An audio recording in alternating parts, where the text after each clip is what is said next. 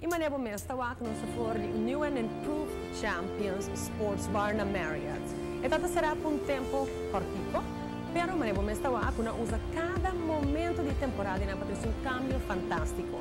E cambio de Sports Bar aqui está sendo agora que ainda mais atrativo, gezellig, para boa turbo ega na final. O que está sendo interessante, banda de etiqueta super bonita, manevo mesta wak moderno, pero manevo te enfatizar toch warm. Te hecho que não tem hobby mais screens. 33 em total agora que comparar com 20 que não tinha anteriormente. O que está sendo interessante é que cada booth tem seu screen.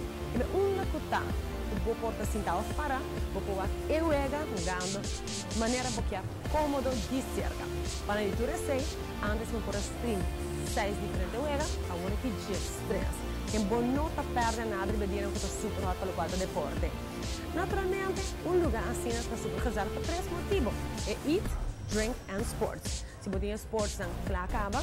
Você tem um bom menu fantástico com o mister, também está nesse lugar. E o wings sempre está hot aqui, não? Rota wings só bota raia aqui. Bota uma variação super doce, incluindo o snack platter famoso pedina de uega, que todo dia vou comer aqui, não. Para a leitura 6, é salada, também tem esse lugar no menu. E drinks, e cerveja, e bucket, e cocktails, tudo bota raia aqui. Se batendo é bom, snack platter, Champions do Sampler Tower está bem riba menu. E você aqui que está fazendo Champions hit cerca local, está por cerca, não está aí 20% de desconto riba menu e bebida não sem álcool. Para o deporte favorito e não está poner a pantalla. Del luna de fevereiro, está introduzido também na Executive Lunch, lunch rápido. Pero, for the hour, acaba tudo a perna, abo por gosto de $5 Premium Happy Hour, de 6 horas da tarde para 8 horas da noite.